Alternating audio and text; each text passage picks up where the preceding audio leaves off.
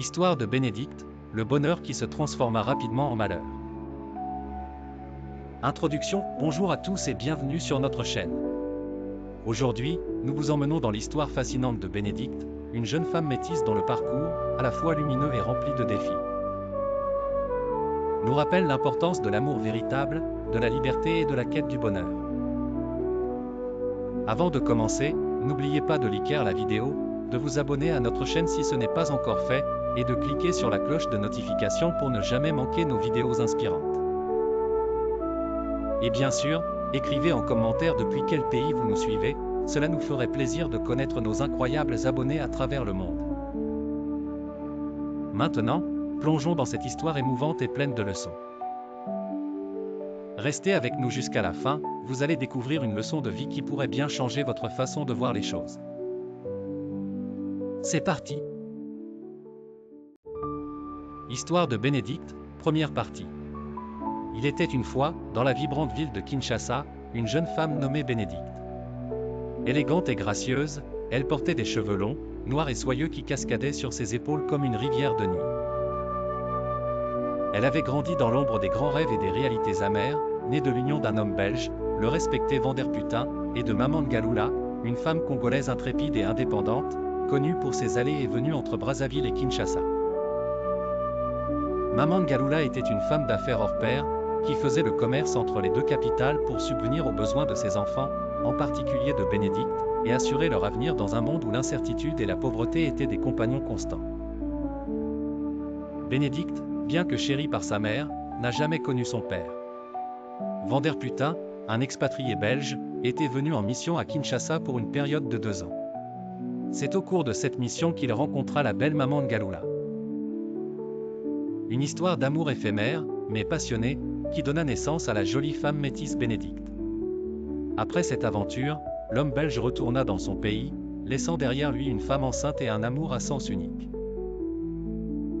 Bénédicte grandit avec sa mère, une femme dure mais aimante, qui ne ménageait aucun effort pour offrir à sa fille ce qu'elle n'avait jamais eu.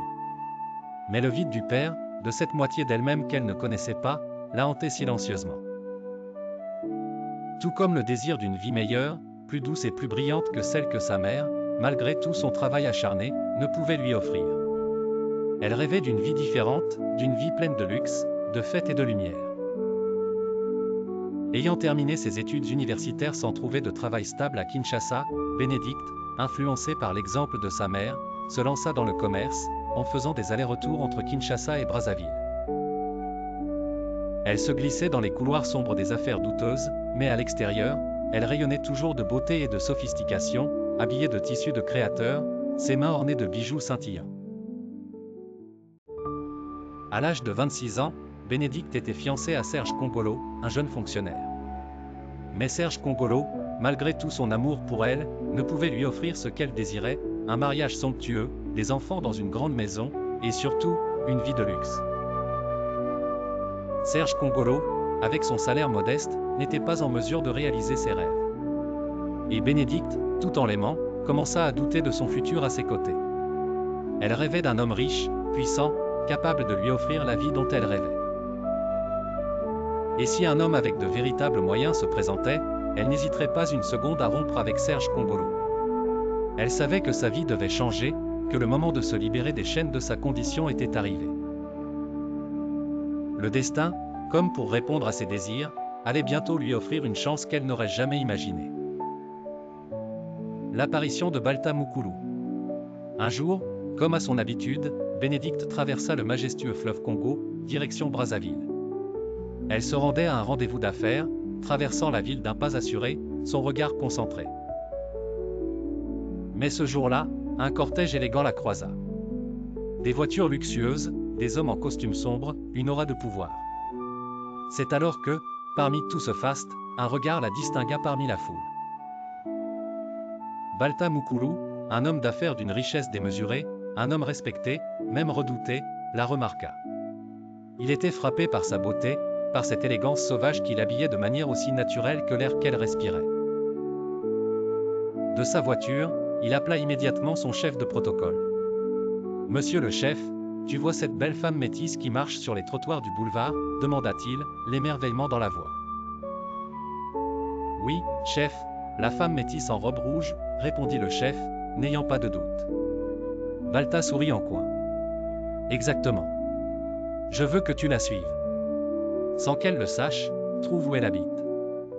Et si tu réussis à obtenir l'adresse, tu recevras une prime. Le chef de protocole n'hésita pas une seconde, quittant le cortège et partant à la recherche de la mystérieuse femme métisse.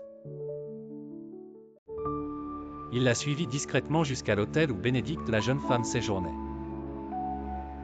Une fois arrivé, il entra en contact avec l'agent de réception, et moyennant une petite somme, il obtint toutes les informations nécessaires, son nom, son métier, son numéro de téléphone, la durée de son séjour.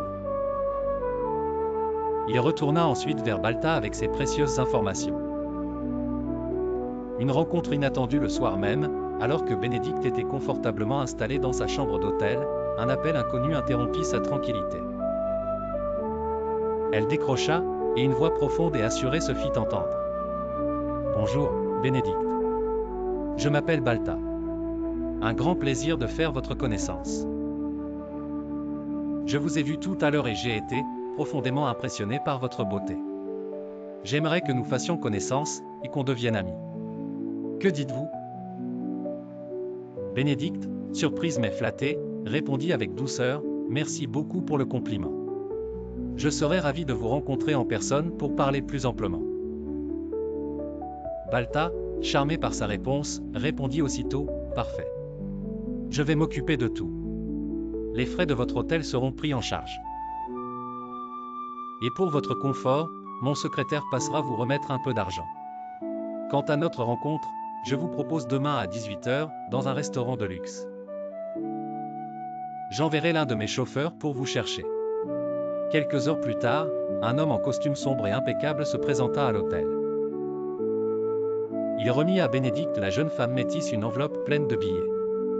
En l'ouvrant, Bénédicte n'en croyait pas ses yeux, c'était bien plus que ce qu'elle avait gagné en un an de commerce. Le rêve qu'elle avait toujours caressé, celui d'être avec un homme riche, venait de prendre forme. Elle bondit de joie, dansa de bonheur dans sa chambre, son cœur battant à tout rompre. Le destin avait frappé à sa porte. Elle allait enfin vivre la vie dont elle avait toujours rêvé. Le lendemain, une limousine de luxe vint la chercher. Le chauffeur, tout sourire, lui dit « Bonjour mademoiselle, je suis envoyé par monsieur Balta. Il vous attend dans un restaurant très chic. »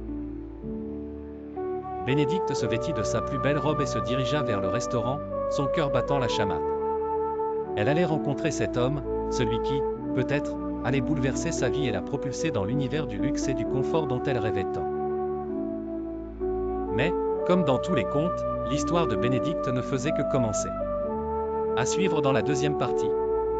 Merci d'aimer la vidéo, de s'abonner et de cliquer sur la cloche de notification pour ne pas rater nos prochaines publications. La suite de l'histoire de Bénédicte, deuxième partie. Dans l'éclat d'une soirée étoilée, Bénédicte pénétra dans le restaurant luxueux, les portes s'ouvrant sur un décor étincelant. Une table somptueusement dressée l'attendait, parée de flûtes de champagne et de mets succulents, un banquet digne des rêves les plus fous. Au centre de cette scène, assis avec une prestance qui imposait le respect, se trouvait un homme brassavillois d'une élégance rare. Balta Moukoulou, riche, charismatique, habillé simplement d'un polo Lacoste blanc, avait l'air d'un prince sorti d'un conte de fées. Sa silhouette imposait la douceur et la puissance à la fois, comme si chaque geste, chaque sourire qu'il offrait, était une promesse de bonheur infini. Le cœur de Bénédicte s'emballa à la vue de cet homme. Elle le regardait, fascinée, comme si elle venait de croiser l'homme de ses rêves. Elle n'avait jamais imaginé que le destin lui réserverait un tel homme, aussi magnifiquement irrésistible. Le chef de protocole, après l'avoir introduite, se retira discrètement, laissant place à l'intimité d'un premier rendez-vous qui allait marquer un tournant dans sa vie. La soirée se déroula dans une atmosphère de complicité naissante. Leurs échanges étaient fluides, légers, remplis de sourires et de promesses. Chaque parole, chaque regard, semblait les rapprocher, comme si tout le reste du monde s'était effacé pour ne laisser place qu'à eux. L'amitié, d'abord timide, se transforma en une attirance mutuelle, puis en une relation amoureuse. Les semaines qui suivirent, Bénédicte traversait le fleuve Congo, le cœur battant la chamade, pour retrouver Balta à Brazzaville. Chaque rencontre, chaque nuit passée dans le confort de l'hôtel de luxe, était un voyage dans le rêve, un rêve devenu réalité. Au fil des mois, la vie de Bénédicte se métamorphosait. Son commerce entre Kinshasa et Brazzaville s'effaça derrière un luxe nouveau.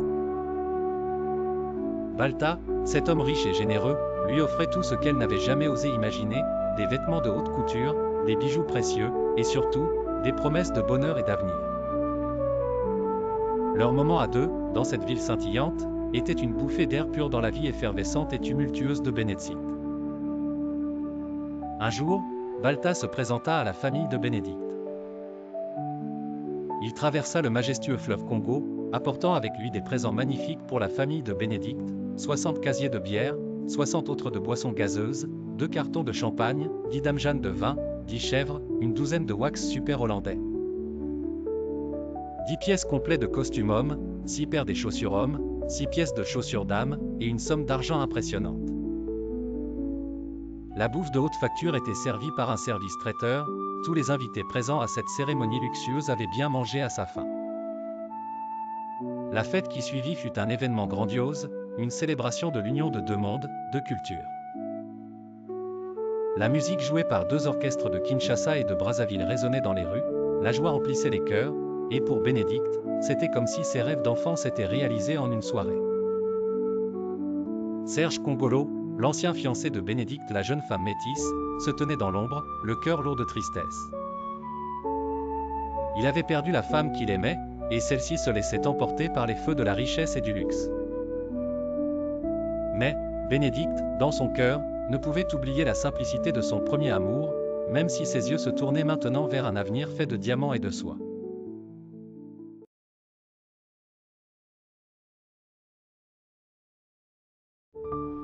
Lorsque Balta elle dévoila les premiers projets pour la famille de Bénédicte, la jeune femme métisse, tout le quartier de Kinshasa fut stupéfié. La maison de sa mère, Maman Galula, fut démolie et remplacée par une somptueuse villa en étage 2 niveaux plus rez-de-chaussée, un palais qui brillait de 1000 feux. En moins de 5 mois, la transformation fut spectaculaire. Les voisins enviaient la famille de Bénédicte, et son nom devenait synonyme de chance, de prospérité. Puis vint le jour du mariage. Le mariage de Bénédicte, la jeune femme métisse, et de Balta fut un événement hors du commun.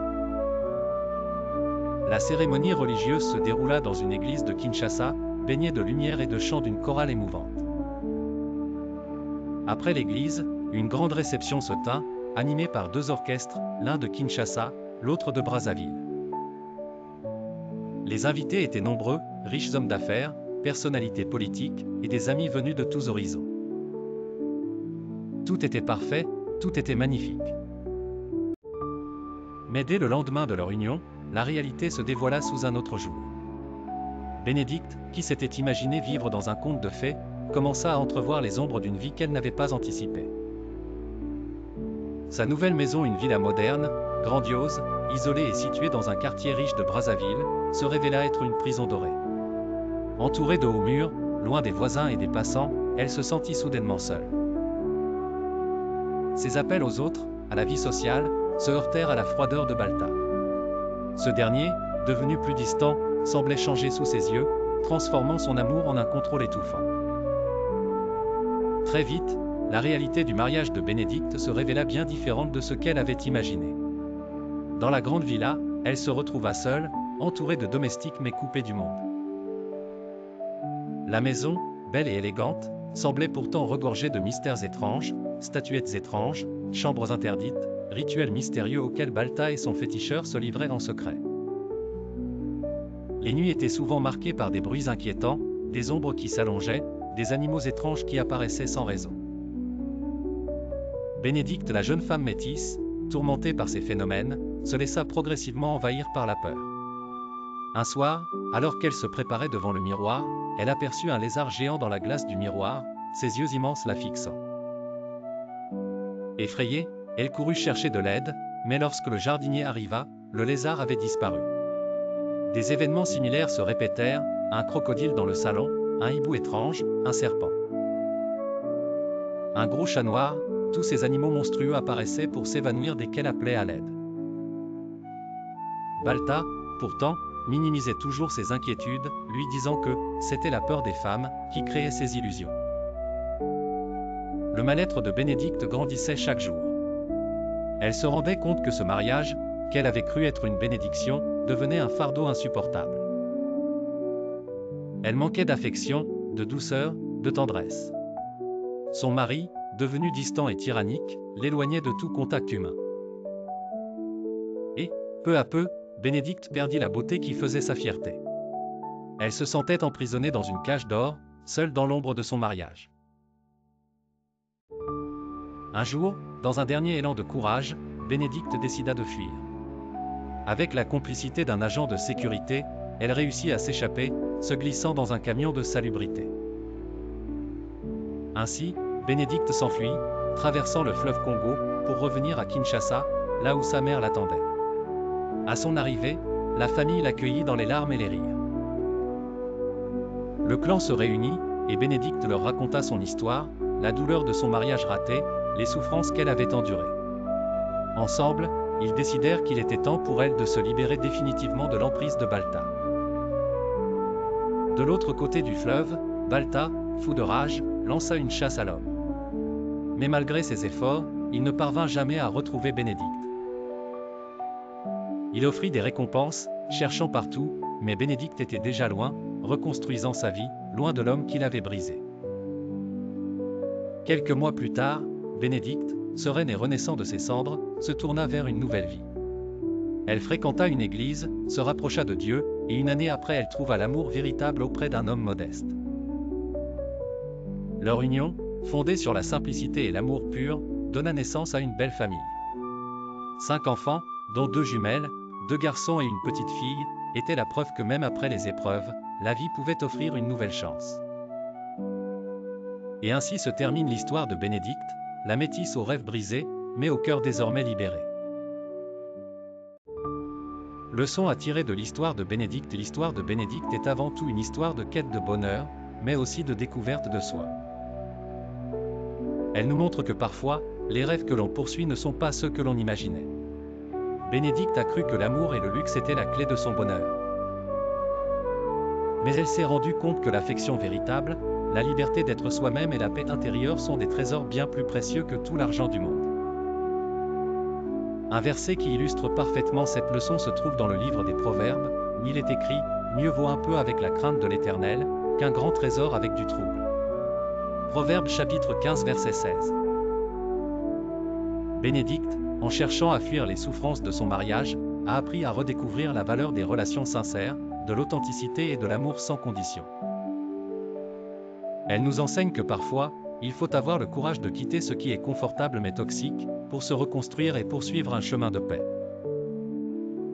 D'autre part, l'histoire de Bénédicte nous rappelle aussi l'importance de l'introspection et de l'écoute de notre cœur. En s'éloignant des apparences et en se confrontant à ses propres peurs et désirs, elle a retrouvé sa vraie voie, celle qui lui offrait la chance de vivre dans la liberté et l'amour. Cela me rappelle le verset de Jérémie chapitre 29 verset 11, « Car je connais les projets que j'ai formés pour vous, dit l'Éternel, projets de paix et non de malheur, pour vous donner un avenir et de l'espérance. » Bénédicte a trouvé son avenir, son espérance, non pas dans le luxe ou dans la richesse matérielle, mais dans la reconstruction de sa vie autour de l'amour authentique, de la foi, et du respect de ses valeurs profondes. En conclusion, voilà, c'était l'histoire de Bénédicte, la jeune femme congolaise de Kinshasa. Une histoire qui nous montre à quel point il est important de ne jamais perdre de vue nos valeurs profondes, de toujours rester fidèle à nous-mêmes, et surtout de choisir l'amour véritable plutôt que l'illusion du bonheur superficiel.